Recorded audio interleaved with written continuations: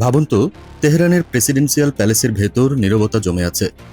জানালার বাইরে অন্ধকার, আর বাতাসে ভাসছে এক অদৃশ্য চাপ, যেন যে কোনো মুহূর্তে আগুন জ্বলে উঠতে পারে পুরো মধ্যপ্রাচ্যে। প্রেসিডেন্ট পেজেশকিয়ান জানালার সামনে দাঁড়িয়ে আছেন। চোখে ভেসে উঠছে গাজার রক্ত, ইয়েমেনের ধ্বংসস্তূপ আর রিয়াদের গর্জন। কয়েক ঘন্টা আগেই তিনি ঘোষণা করেছেন, আমরা যুদ্ধ চাই না, কিন্তু বাধ্য করলে সৌদি তেলক্ষেত্র থেকে আমিরাতের আকাশ পর্যন্ত আগুন ছড়িয়ে পড়বে।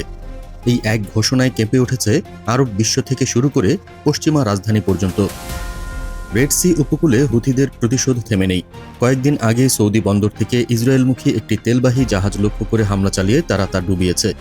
আরও উদ্বেগজনক ছিল রামন বিমানবন্দরে হওয়া ড্রোন হামলা, যার ফলে দক্ষিণ ইসরায়েলের যোগাযোগ ব্যবস্থা ব্যাহত হয়।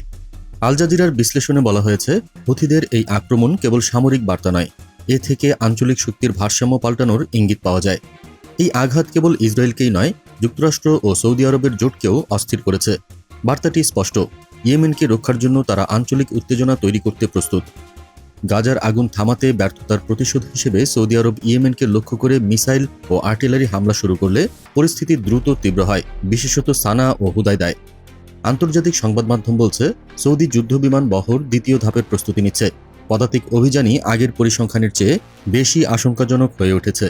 দি গার্ডিয়ানের বিশ্লেষণে উল্লেখ আছে, এই অভিযানের প্রকৃত লক্ষ্য হয়তো ইয়েমেন নয়, বরং তেহরানের নিরাপত্তা পরিষদের বৈঠক ঘিরে দেখা যাচ্ছে ভেতরের চাপ ও অনিশ্চয়তা। বৈঠকে সামরিক ও গোয়েন্দা কর্তারা জানিয়েছেন, হুথিদের কাছে এমন ড্রোন ও ক্ষেপণাস্ত্র রয়েছে যা কয়েক ঘন্টার মধ্যেই সৌদি তেলক্ষেত্রকে আঘাত করতে সক্ষম। অন্যদিকে কূটনৈতিক মহল সতর্ক করেছে, ইরান যদি সামরিক পদক্ষেপ নেয় তাহলে যুক্তরাষ্ট্র সরাসরি সংঘাতে জড়াতে পারে। বিশ্লেষক হোসেন মিরাজি বলেন, খামেনির সামনে থাকা প্রতিটি কাগজই এখন যুদ্ধ আর শান্তির বিচারে প্রভাব ফেলছে। বৈঠকে উপস্থিত সূত্রও জানায়, সেনা কঠোর অবস্থান নিতে চাচ্ছে, কিন্তু পররাষ্ট্র মন্ত্রণালয় কূটনৈতিক সমাধানের ওপর জোর দিচ্ছে। পশ্চিমা কূটনীতিকেরা পরিস্থিতি তুলনা করেছেন 1980 দশকের ইরান ইরাক যুদ্ধের পূর্বাবস্থার সঙ্গে। খামেনি বর্তমানে দ্বিধাগ্রস্ত, একদিকে আঞ্চলিক প্রভাব রক্ষা করা, অন্যদিকে অভ্যন্তরীণ বিভাজন বৃদ্ধি না হওয়া, এই দুইয়ের মধ্যে ভারসাম্য তিনি খুঁজছেন। সাবেক পররাষ্ট্রমন্ত্রী জারিফ বৈঠকে সতর্ক করে বলেছেন, আমেরিকার সঙ্গে সরাসরি সংঘাত আমাদের বিনাশ ডেকে আনবে। যদিও বৈঠক চলছে, কোনো চূড়ান্ত সিদ্ধান্ত নেওয়া হয়নি।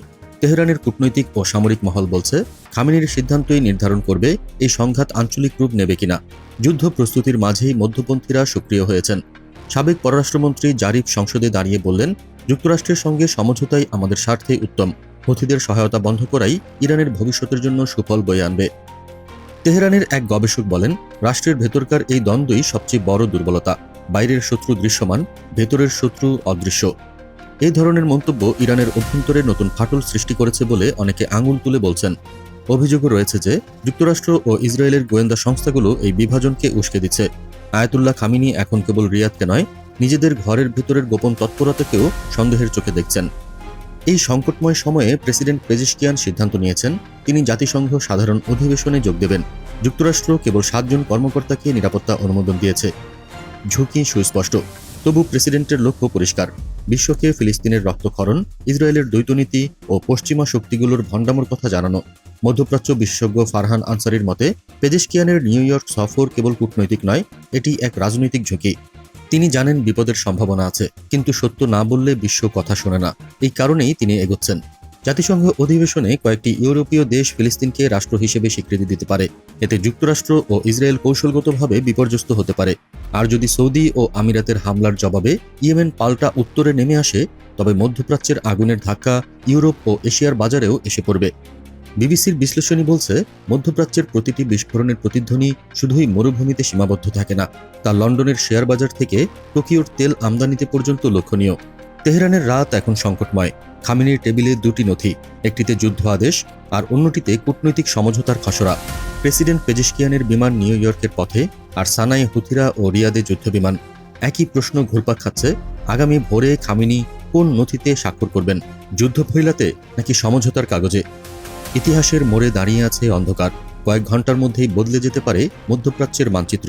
একটি ট্রিগার, একটি আদেশ আর একটি রাত, এই তিনের মধ্যেই সবকিছু পাল্টে যেতে পারে।